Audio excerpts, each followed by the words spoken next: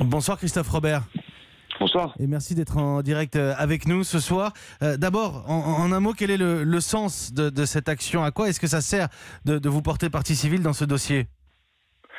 Écoutez, ça fait 25 ans que la Fondation soutient des ménages qui sont confrontés à de l'habitat indigne, à de l'habitat insalubre. Elle accompagne juridiquement des ménages, elle essaie d'apporter des aides pour les faire sortir de leurs mauvaises conditions de logement. On sait qu'il y a un enjeu majeur autour de la lutte contre l'habitat indigne en France. Ce qui s'est passé à Marseille est une catastrophe innommable. C'est pour nous un acte politique, mais aussi un acte de soutien aux familles des victimes, à ceux qui sont aujourd'hui déplacés de leur logement à Marseille et qui ne savent pas où est-ce qu'ils vont retrouver une solution de logement.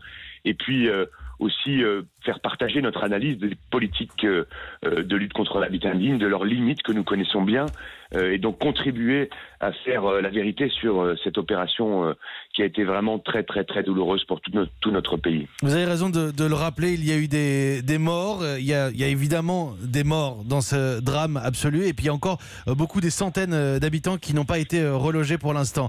La Fondation Abbé Pierre appelle aujourd'hui un grand plan national de lutte contre l'habitat indigne. Vous demandez la rénovation, la réfection de 60 000 logements par an, et vous dites, si on le fait, on est sorti de cette situation du mal logement en 10 ans.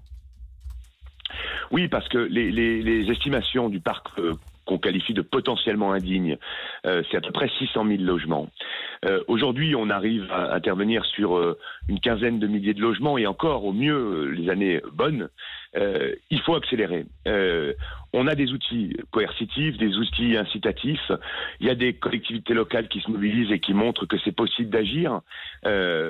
Il y en a beaucoup qui ne font pas grand-chose ou qui ne font rien parce qu'elles ne savent pas ou parce qu'elles ne veulent pas s'y coller au problème. Donc il faut un plan national. Vous demandez à l'État de leur tordre le bras. Vous demandez à l'État de tordre le bras aux collectivités.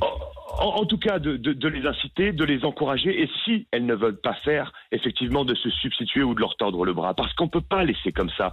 Vous savez, la situation de Marseille, il y a eu un rapport officiel en 2015 qui disait qu'il y avait 40 000 logements à l'intérieur de la ville qui étaient potentiellement dangereux pour les habitants. Eh bien, ça n'a pas conduit à une politique suffisamment offensive, et on a vu le résultat que ça a donné. On ne peut pas continuer comme ça. Et après cet appel, Christophe Robert, aujourd'hui, est-ce que vous avez eu une réponse du gouvernement ? Peut-être du ministre du Logement. Il y a eu une première réponse du ministre du Logement ce matin qui disait on a mis en place plusieurs plans. On ne nie pas d'ailleurs que des choses sont faites et qu'il y a des moyens qui sont mis sur certains registres autour du logement.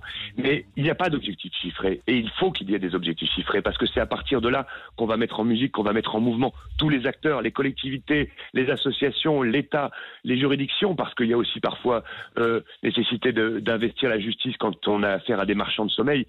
Il faut un sursaut collectif national. Et là, on attend la réponse, effectivement, du gouvernement sur ces objectifs à fixer annuellement. Merci Christophe Robert. Christophe Robert, délégué général de la Fondation Abbé Pierre, qui était en direct avec nous ce soir.